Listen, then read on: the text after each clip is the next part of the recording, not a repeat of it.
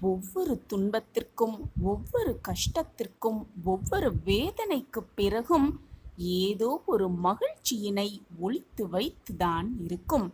நம்பிக்கை இழக்காமல் இருக்கலாம், நம்பிக்கை இழக்காமல் காத்திருக்கலாம். நமக்கான அந்த மகிழ்ச்சியை காலமே நம்மிடம் கொண்டு வந்து சேர்க்கும். ஜெய் சாயிராம், ஜெய் ஜெய் சாயிராம். நம்ம சாயன்பர்கள் எல்லாரும் எப்படி இருக்கீங்க? எல்லாரும் நல்லா இருப்போம். ஓம் சாயிராம். என் அன்பு கண்மணியே, என்னுடைய பரிபூரண ஆசிர்வாதம் உனக்கு எப்பொழுதுமே உண்டு. உன் வாழ்வுக்கான அதிரடி மாற்றத்தை நாளையே ஒவ்வொன்றாக சந்திக்கப் போகிறாய், பெறப்போகிறாய். இதை முழுவதுமாக நம்பிக்கையோடு கேட்டுவிட்டு நிம்மதியாக கண்ணுறங்கு. உன் வாழ்வில் உன் வேண்டுதல்கள் எல்லாமே பலிக்கப்பெற்று உனக்கானது உன்னிடமே வந்து சேரும். இது உன் சாயப்பாவின் தெய்வ வாக்கு, சத்திய வாக்கு, உண்மையான வாக்கு. நீ எதிர்பார்த்த அந்த மகிழ்ச்சியான தருணம் உன்னை தேடி வரும். நாளையிலிருந்து சந்தோஷம்தானே என் கண்மணியே? என்னுடைய ஆசிர்வாதம் எப்பொழுதுமே உனக்கு உண்டு. முழுவதுமாக ஆசிர்வதிக்கப்படுவாய். அன்று உன் கண்கள் கலங்கும். சாயிநாதரே, நான் கேட்பது, நான் வேண்டியது, நான் பிரார்த்தனையாக வைத்தது அனைத்தையும் தந்து விடுகிறீர்களே, எனக்கு ஆனந்த கண்ணீர் வருகிறது என்று என்னிடம் ஓடோடி வந்து நன்றியும் கூறுவாய். என் அன்பு கண்மணியே, உன்னை பற்றி தெரிந்து கொள்ள அதற்கான விடையை தேடி எங்கெங்கோ அலைந்து கொண்டே இருக்கிறாய்.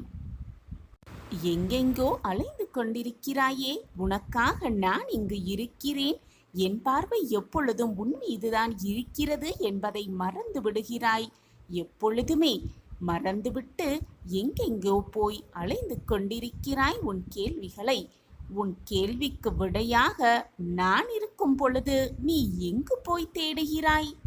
காலத்தின் கட்டளையாக நான் உனக்கு தாயாக, தகப்பனாக, நல்ல ஒரு குருவாக உனக்கு கிடைத்தது உலகறிய அதிசயம். அது காலத்தின் கட்டாயமும் கூட. அதே போலத்தான் நீ என்னுடைய குழந்தையாக, பொக்கிஷமாக, என்னுடைய கண்மணியாக, உண்மையான நம்பிக்கையுடைய பக்தியாக கிடைத்தது நான் செய்த அதிசயம், நான் செய்த புண்ணியமும் கூட. உன்னுடைய அழகான கால்களை நகர்த்தி கொண்டு, சாயிநாதரே, என்னை எப்பொழுதும் குழந்தையாகவே பார்க்கிறீர்களே, நான் தனியாக அடியை எடுத்து வைக்கவே முடியாதா? நான் இன்னும் வளரவே இல்லையா என்று என்னிடம் வந்து கேட்கிறாய்.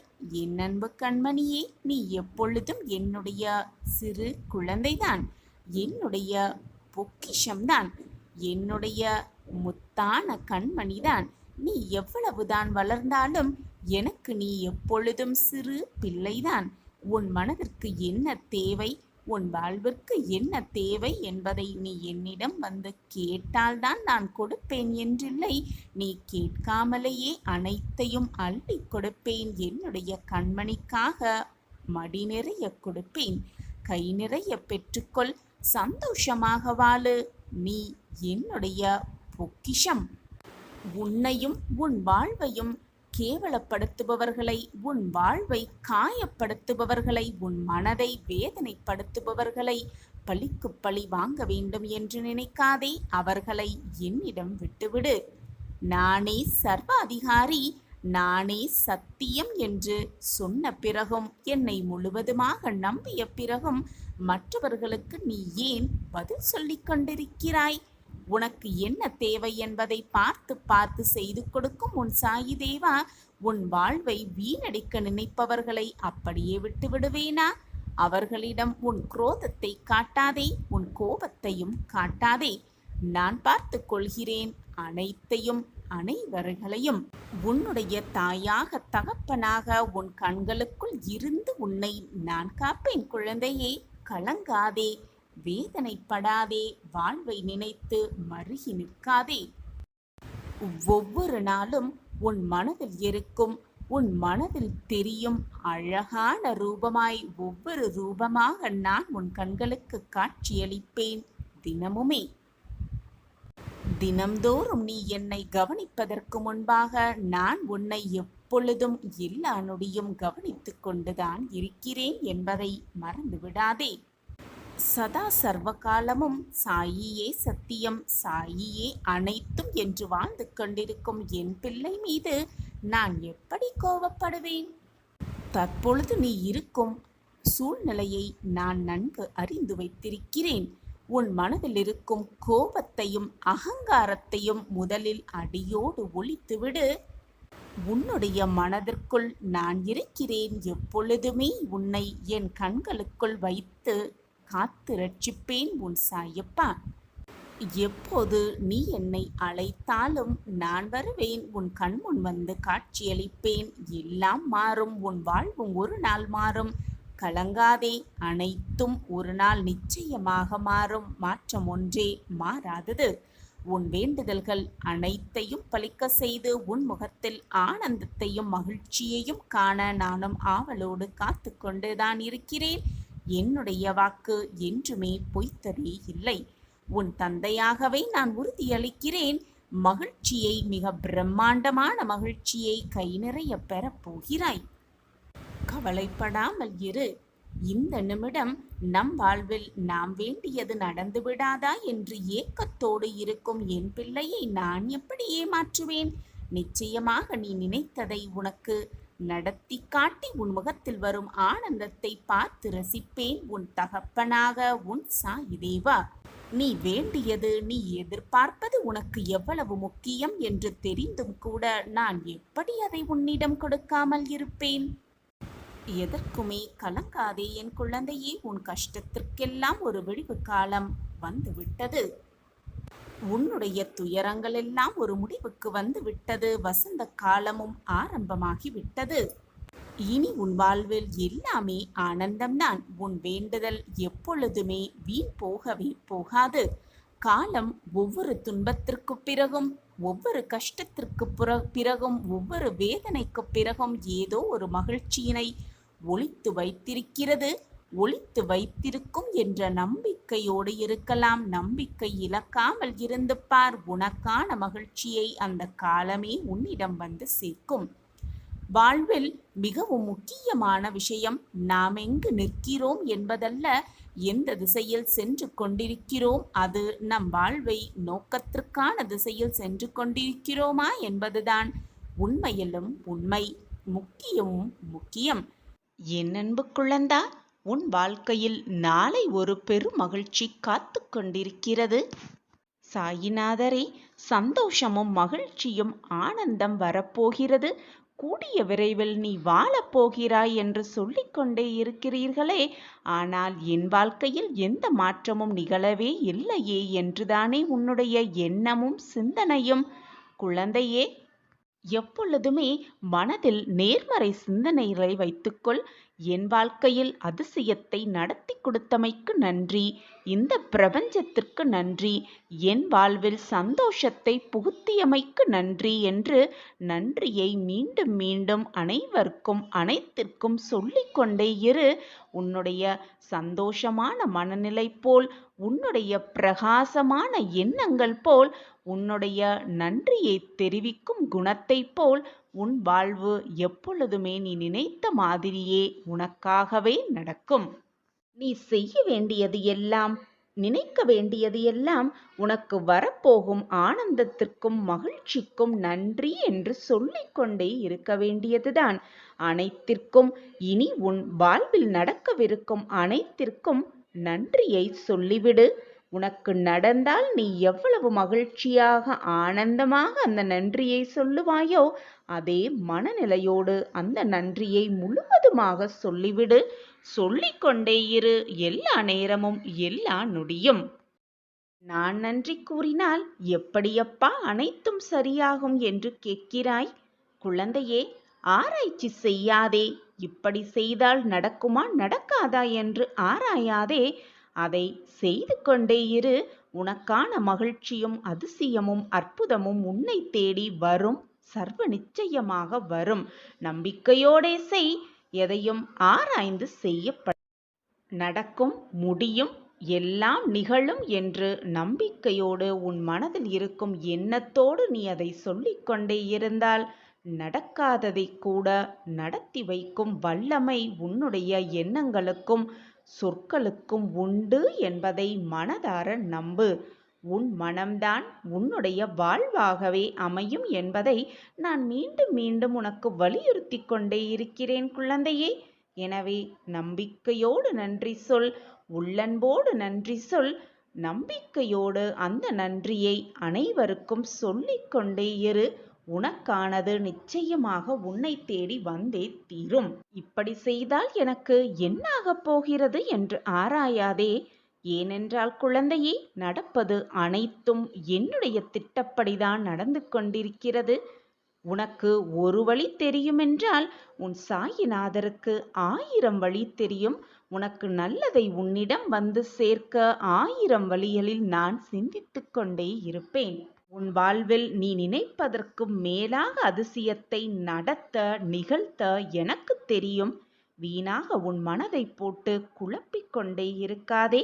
உனக்கு வரவேண்டியது விரைவில் உன்னிடம் வந்து சேரும். அந்த வேலையை உன் சாயி தேவா உனக்காகவே செய்து முடிப்பேன்.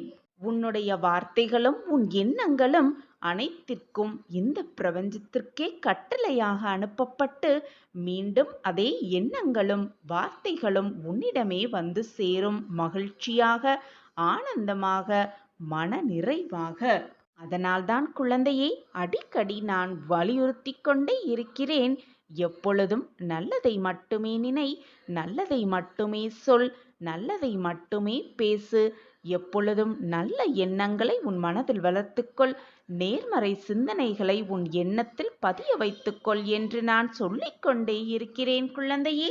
எதை நீ அடிக்கடி கூறிக்கொண்டே இருக்கிறாயோ, எதை நீ ஆழமாக மீண்டும் மீண்டும் சொல்லிக்கொண்டே இருக்கிறாயோ, எதை உன் மனதில் மீண்டும் மீண்டும் சிந்தனை செய்து கொண்டே இருக்கிறாயோ, அதுவே பிரபஞ்சத்திற்கும் இறைவனுக்கும் ஒரு செய்தியாக போய் சேரும். நீ சொல்வது இன்றல்ல என்றாவது ஒரு நாள் நிச்சயமாக பலித்தே தீரும். இது உன் சாயப்பா உனக்காகவே கொடுக்கும் உத்திரவாதம்தான். எனவே என் குழந்தையே, நல்ல எண்ணத்தை மனதில் வளர்த்துக்கொள். நல்ல சிந்தனையை உன் எண்ணத்தில் பதிய வைத்துக்கொள். நீ அப்படியிருந்தால் நீ நினைப்பதற்கு மேலாக, நீ ஆசைப்படுவதற்கு மேலாக, நீ வேண்டிக் கொள்வதற்கு மேலாக இரட்டிப்பு நன்மையை நிச்சயமாக நான் உனக்கு செய்வேன், செய்தே காட்டுவேன். குழந்தையே, நீ எப்பொழுதும் என்னை நோக்கியே என்னுடைய பாதையில் பயணம் செய்து கொண்டே இரு. உனக்கான புதிய புதிய பயணத்தையும் புதிய புதிய வழிகளையும் நான் உனக்கு உருவாக்குவேன்.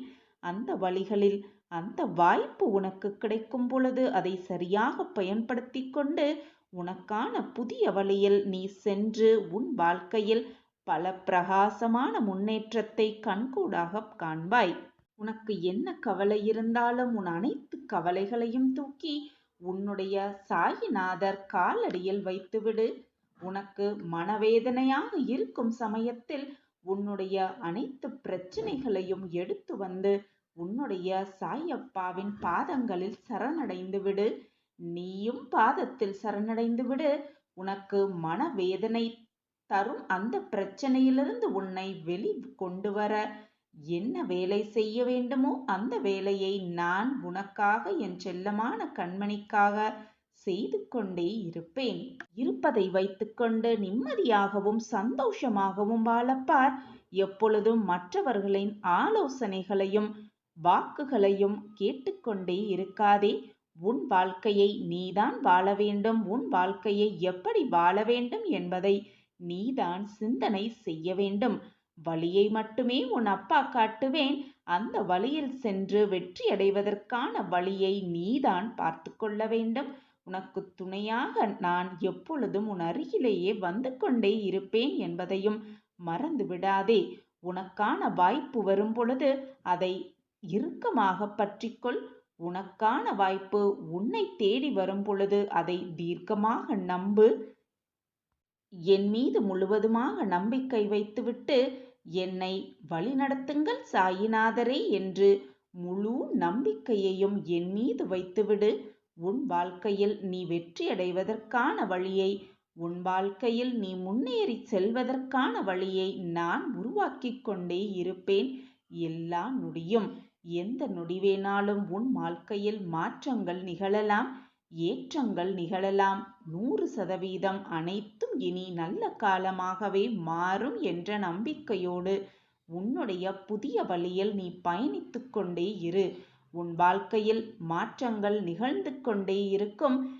கண்ணிமைக்கும் நேரம் போதும் அனைத்தையும் மாற்றியமைக்கும் சக்தி, வல்லமை உன் சாயப்பாவிடம் இருக்கிறது என்பதை எப்பொழுதும் மறந்து விடாதே. இனி எப்பொழுதும் உன் வாழ்வில் நிம்மதி, சந்தோஷம், ஆனந்தம், அற்புதம், அதிசயம் எல்லாம் ஒவ்வொன்றாக நிகழ்ந்து கொண்டே இருக்கப் போகிறது என்ற நம்பிக்கையோடு இரு.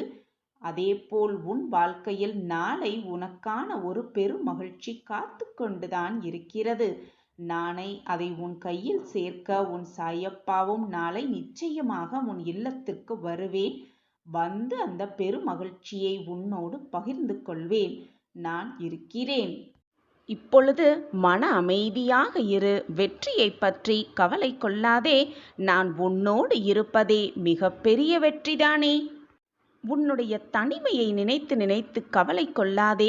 இப்பொழுதுதான் உன் சாயி தேவாவோடு நீ இன்னும் நெருக்கமாக பழக முடியும். என்னோடு முழுமையாக பேசவும் முடியும். எனவே தனிமையை பற்றி கவலை கொள்ளாதே. உன்னை உயரத்திற்கு அழைத்து செல்லும் மங்களமான செய்தியை உன் சாய் தேவா கொண்டு வந்திருக்கிறேன். உன்னுடைய போராட்ட வாழ்க்கைக்கான மாறுதல்களுக்கான நேரம் இதுதான். நீ மனமுருங்கி கேட்கும் ஒவ்வொரு பிரார்த்தனைக்கான பதிலை நான் நிச்சயமாக உனக்கு அளிப்பேன். பயப்படாதே, கலங்கி நிற்காதே. பொறுமையோடும் நம்பிக்கையோடும் இரு. எல்லாமே கூடிய விரைவில் விடை பெறும். அதுவரை மனதை போட்டு அலைக்கழித்து கொள்ளாமல் என்னாகிவிடுமோ ஏதாகிவிடுமோ என்ற பயத்தில் குழப்பிக்கொள்ளாமல் தைரியமாக இரு. உனக்கு வர வேண்டியது நிச்சயமாக உனக்குத்தான் வந்து சேரும்.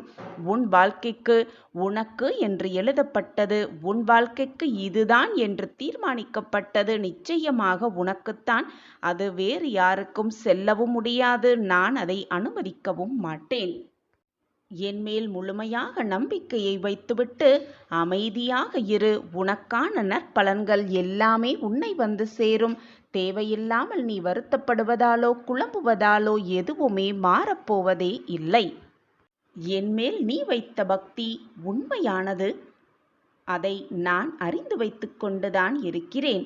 என்மேல் முழு பாரத்தையும் வைத்துவிட்டு உன் மனதை போட்டு நீ இப்படி குழப்பிக் கொள்வதால் எந்த பயனும் ஆகப்போவதே இல்லை. கவலை எதற்கு உனக்கு? என்னுடைய மகிமைகளை கண்ட பிறகும் உன் மனதில் ஏன் இந்த குழப்பமும் வேதனையும்? உன்னுடைய தந்தையாகவும் தாயாகவும் நான் இருக்கும் பொழுது உனக்கு எதற்காக இந்த மனக்குழப்பம்? உன் கடந்த கால பிரச்சனைகள் எதுவாக வேண்டுமானாலும் இருக்கலாம். உன் கடந்த காலம் எப்படி வேணுமானாலும் இருந்துவிட்டு போகட்டும். உன்னுடைய எதிர்காலமும் வருவது வந்துதான் தீரும். ஆகவே உன்னுடைய இந்த நிகழ்காலத்தை சந்தோஷமாக ஆனந்தமாக வாழ்வதற்கான அத்தனை முயற்சிகளையும் செய்து கொண்டே இரு. உன் வாழ்வு இந்த நிமிடம் சந்தோஷமாக இருக்க வேண்டும் என்ற சிந்தனை மட்டுமே உன் மனதில் சிந்தித்து கொண்டே இரு. அதைவிட நீ சிந்திக்க வேண்டிய எதுவுமே தேவையில்லாத விஷயம்தான். வருவது வந்துதான் தீரும். உன்னை விட்டு செல்வது சென்றே தீரும். நீ யோசிப்பதாலோ அதிகமாக சிந்தனை செய்வதாலோ எதுவுமே உன் வாழ்வில் மாறப்போவது அல்ல. வாழ்க்கையில் முன்னேறும் போது தோல்விகளை சந்தித்துதான் ஆக வேண்டும். அதற்காக அந்த தோல்விகளையே மனதில் வைத்துக்கொண்டு வாழ்க்கையில் அப்படியே இருந்துவிடக்கூடாது. தோல்விதான் வெற்றியின் முதல் படி. தோல்விகளை சந்திக்க சந்திக்கத்தான் மனம் தெம்பாகும். அத்தனையையும் எதிர்த்து நின்று போராட ஒரு தைரியம் உன் மனதில் வரும். தைரியமாக எப்பொழுதும் எங்கும் செல்ல முடியும். இதனால் வெற்றியையும் எளிதாக அடைந்துவிட முடியும்.